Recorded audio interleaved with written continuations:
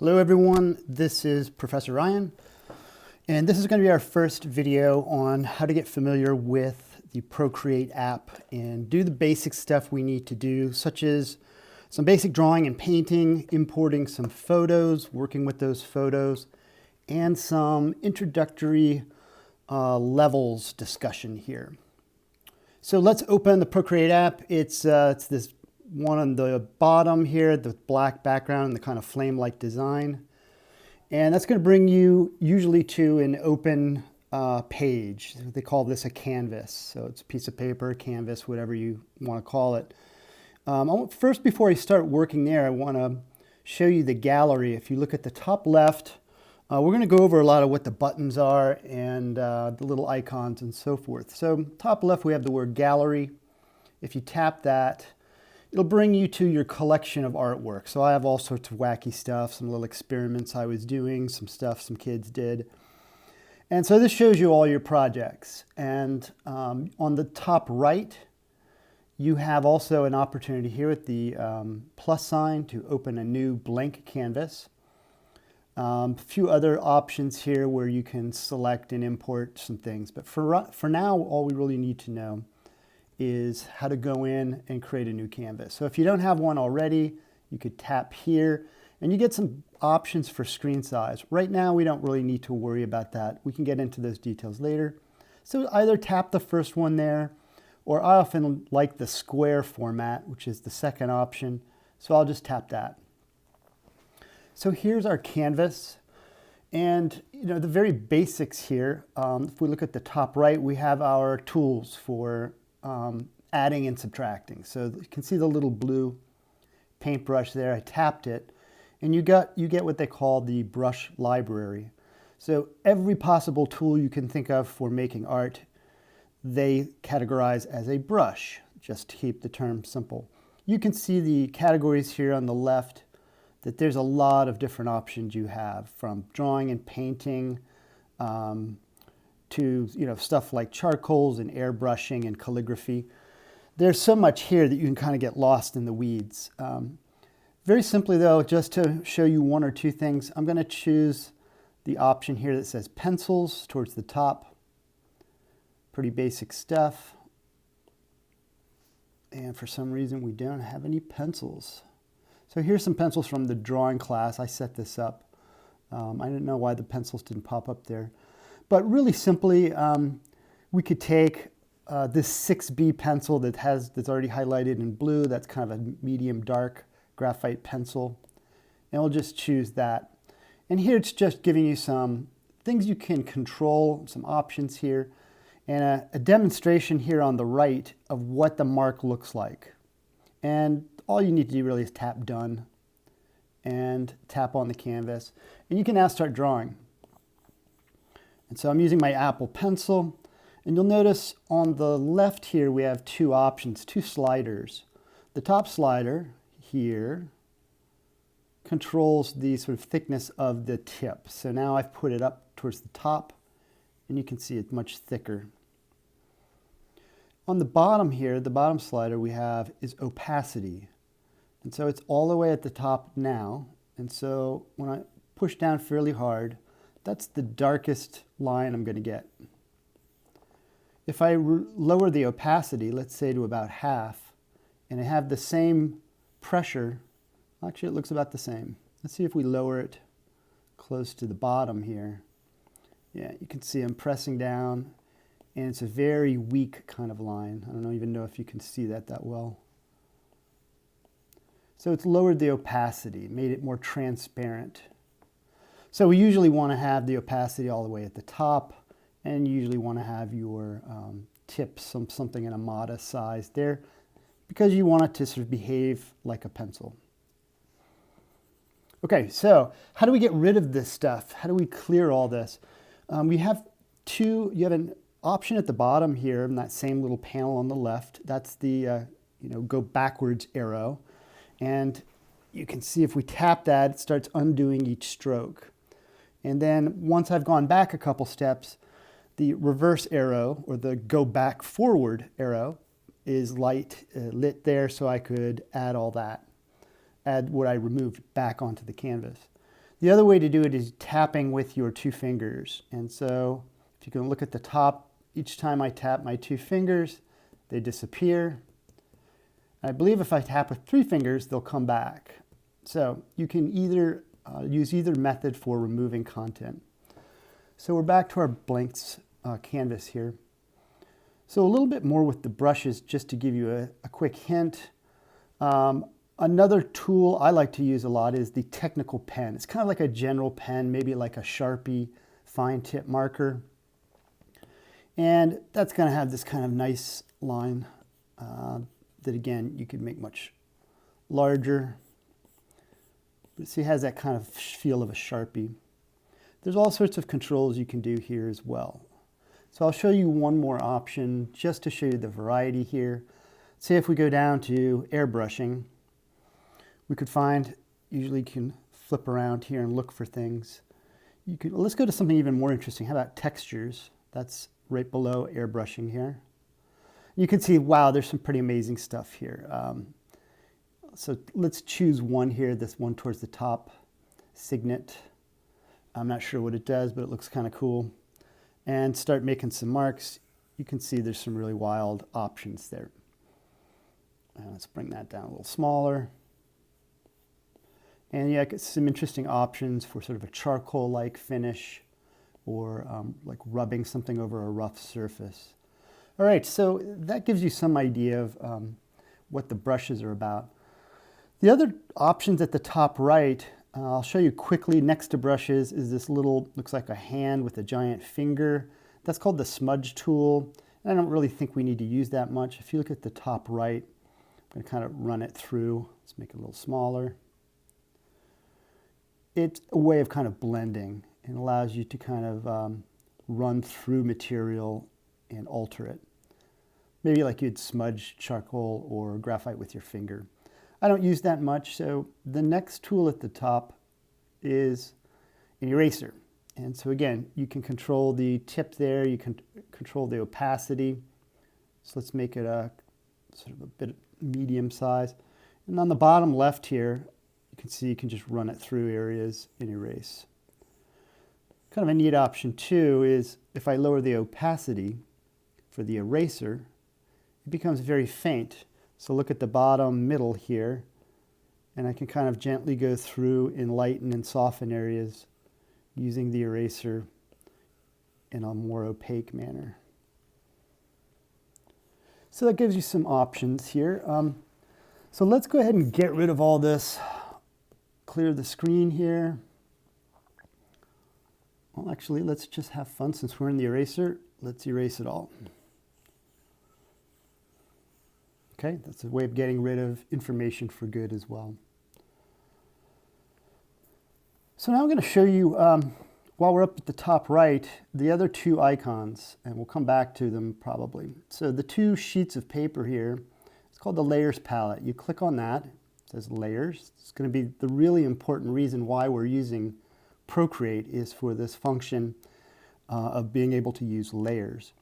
So right now, you can see there's only a background color. It's not a layer. And then there's layer 1. That's what we've been drawing on. It's kind of like we've been drawing on a sheet of paper and it happens that that sheet of paper is white. That's what the information is telling us here. So we'll come back to that and explore it more in a minute.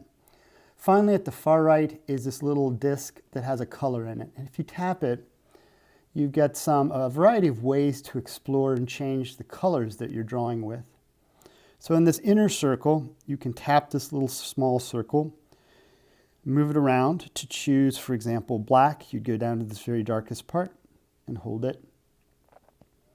If you wanted to choose, say, a bright red, you'd go to the outer circle, move this to the red zone. If you see the middle circle is getting red there. And then you could move this over to the most intense red you could find. And then if you look at the top right, the little disc is that intense red again. So if I came in, I think I'm still, let's get back to the, just my technical pen. Yep, that's it. And I start writing, I'm using that intense red. So usually you want to be drawing in black. And again, you just go down to this darkest area, select black, and you're good to go. You'll notice below the circles, there's a panel that says history. And so often if you've been working with a few different colors recently, that's what you'll see down there. So you could always just tap on the red or the black again without going and setting it on the wheels. All right, well, let's do a new function now. Let's go up and look at the top left.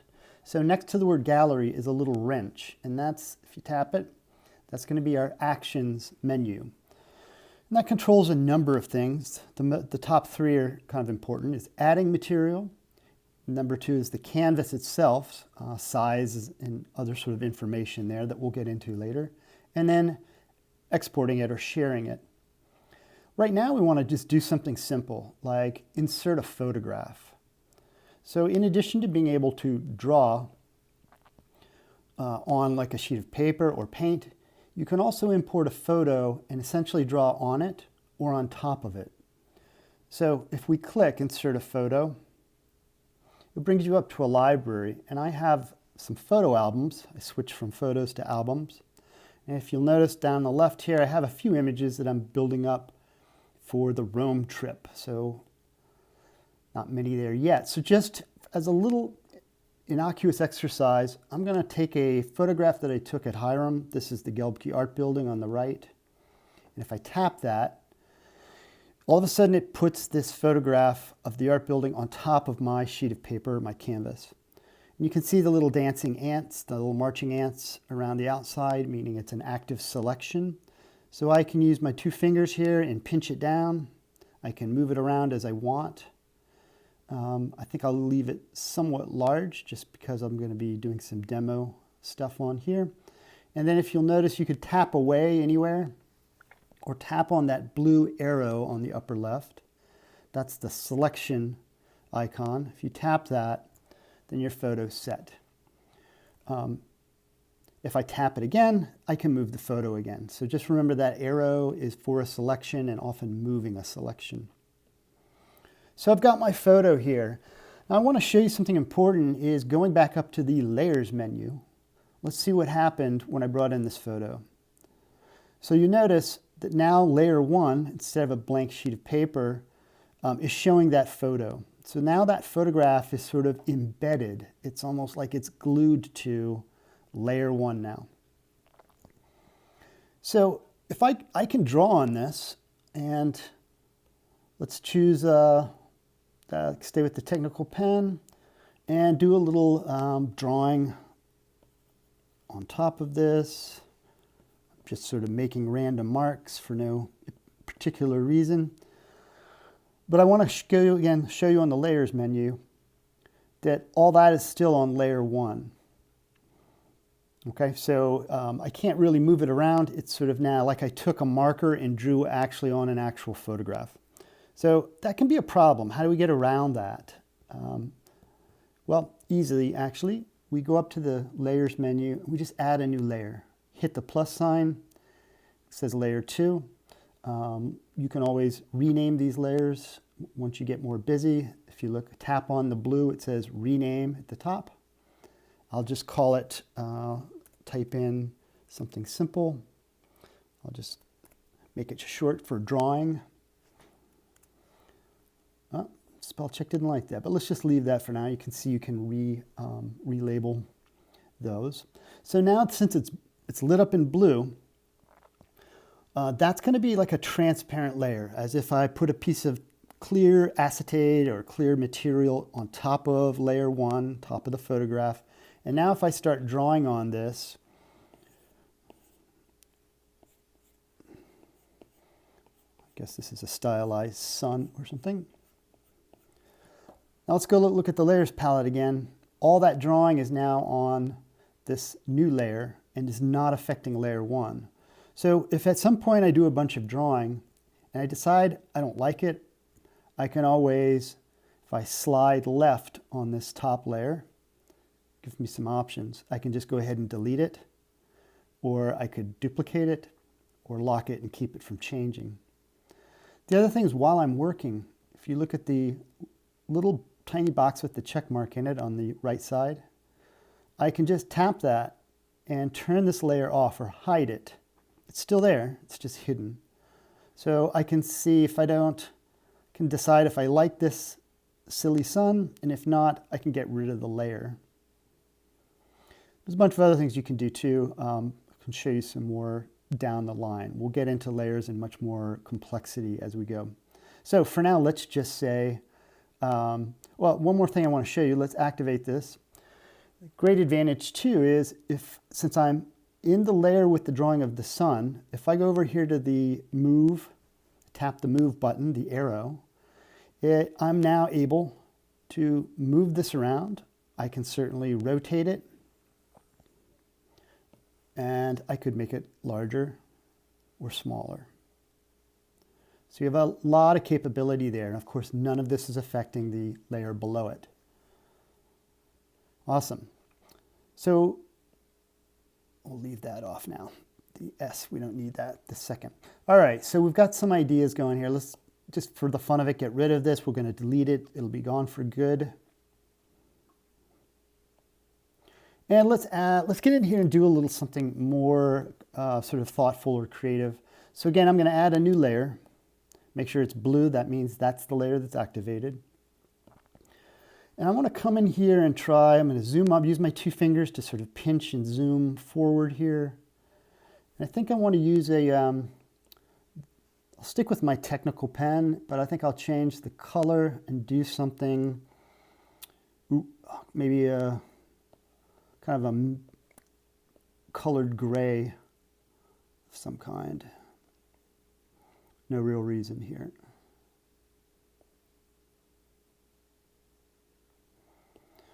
So I'm going to actually draw, looking at this chair here, it's kind of towards the middle. I can make it even a little bigger. And I'm going to just sort of trace this chair, sort of block it in.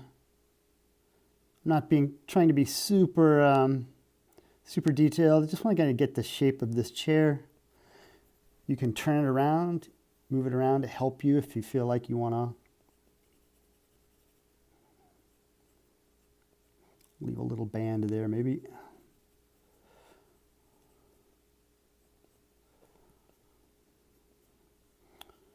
So you can see it's this brown color is at full opacity if you look on the left.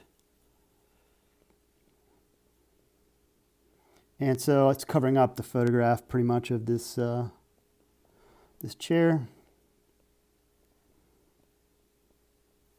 Get the back leg, and I guess there's maybe one more piece of metal, I'm not sure. Let's just go with that. All right, so the cool thing about this, I can manipulate this photograph in a number of ways. Let's go look at a few things we can do with this, this sort of colored in chair. Let's go up to the layers menu, and we can tap that in, the letter in. And that gives us a bunch of options. The most important one that we're going to focus on right now is this slider right at the top, which is opacity. How transparent it is. And so it's right now at the maximum transparency, but if I slide this down and you look at the chair, it will the brown slowly going away until all the way at the bottom it's gone, not visible at all. So for fun, I think I'm just going to leave it sort of in the middle here just to show you something. So lower the opacity there. Get out of the layers menu. Oops. Get rid of that mark. Whoa, hold on, come back. There it is. Well, let's go back to the move tool. And you can see that I can move my sort of transparent drawing of the chair, and I think I'm going to enlarge it a little bit. And so now we have this sort of ghost-like chair hanging out in the building. Let's pinch back a little bit. And that's kind of interesting. So this is an example of layering. It's using the layers palette, and it's creating some interesting options here. So I'm going to tap off the selection in the upper left, go look at the layers palette here. And what if I wanted a second transparent chair to mess around with? Well, I could go to layer 2, For some reason, the title has changed. I'm not sure why. But I'll just slide left and get my options. I'll just hit duplicate. So it's giving me another layer too. Later on, I might want to come back and identify that with a new name. But then I'll go to my move tool again, and I'll pull the second one off of the first one. You'll just drag it away like that. And again, since we're kind of coming closer and we're moving lower on the floor, I guess to sort of vaguely make it look like they're increasing in size, I'll overlap this, make this one bigger. So what else could I do while I have this as a selection? What else could I manipulate? Well, since it's now selected, we'll go to the last icon on the top left, which kind of looks like, I guess, a magic wand. I suppose that's what it's supposed to be there. This is the adjustments menu. You can do a number of things. You can control hue, saturation, you can do a lot of distortion, so forth. And we'll get to some of that. Some of it I don't think really needs to be explored. Well, let's do the basic. Remember what item in the drawing here is now selected. It's the frontmost chair. And if we hit the top one, hue, saturation, and brightness, we'll get this menu at the bottom. So let's go to the right and do light and dark. I can slide it to make it darker, or I can slide it to make it lighter. It's not changing the opacity, it's just how white or black, adding white or adding black. Okay, so that's kind of interesting. The other options I have, let's see, that's a little too much, put it at 50. If we go to the far left, we could change the entire color. That's the hue. So again, sliding it down here, it's changing colors, not based on the original color of this sort of brown. It's reacting to that. See, it's changing it into some things. I kind of liked it as this kind of blue-violet color, so I'm going to leave it there.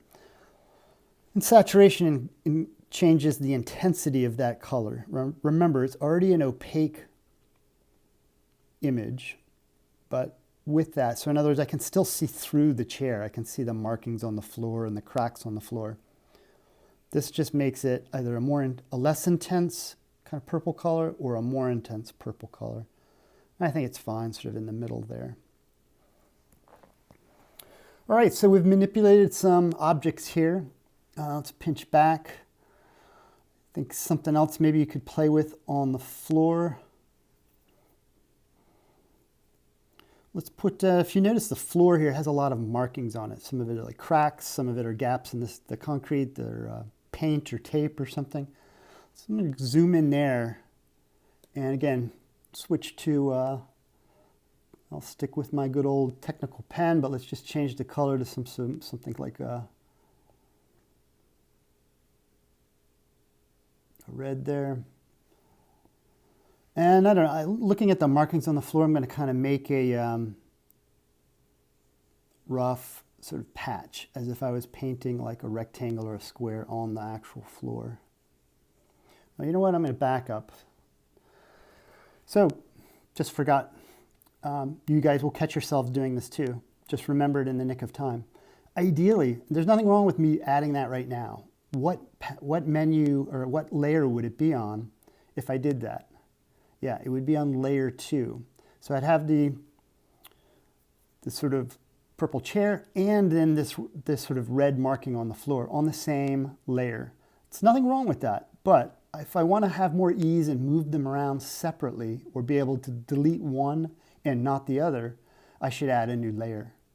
So now I'm up to layer 4, and now I'm going to go back and sort of draw this patch, this rectangular patch on the ground here. Kind of imagining these lines are following the sort of perspective of the floor. Actually, just to help me do it, I'm going to rotate like that.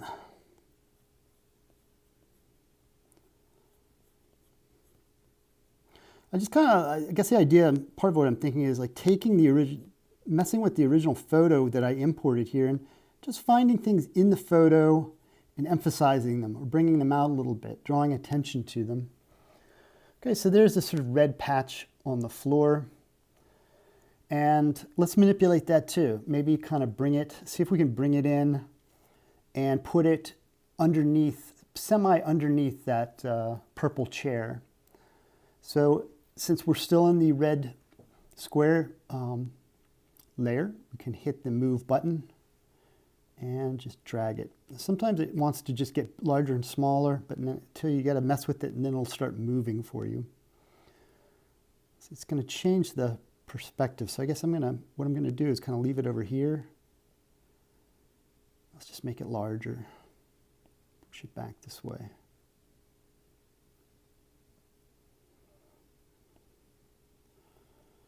That's okay. Change the perspective, but let's leave it there. Just notice that we can manipulate it that way. Remember, we could change its intensity. We could change what color it is. We could change its opacity. We can do a lot of things. Let's do one more thing in this video, and then we'll call it quits. If you'll notice, my red marking on the floor here is overlapping the kind of brown chair. It looks a little odd. It seems like the chair should sort of be on top of the red thing. So let's go back to the layers section here, and let's go to choose now layer 2, which I can see from the little picture is the brown chair. So now it's active. Let's do a couple things. One, first let's hit the in. Let's raise the opacity of it so that it's a little more solid looking. We could put it all the way up, but what the heck, let's leave it there. So the other thing is, how do I make the chair look like it's overlapping or on top of that red rectangle? Pretty easy.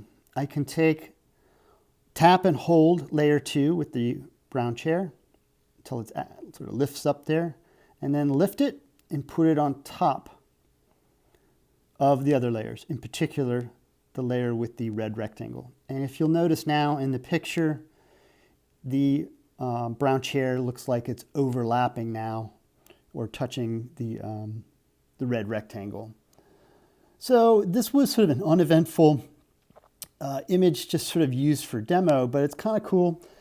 And this is, I think, an interesting way to import a photo, notice some of the things in the photo, repeat them, enlarge them, manipulate them, move them, and create this kind of, layers of imagery that's overlapping that original photograph.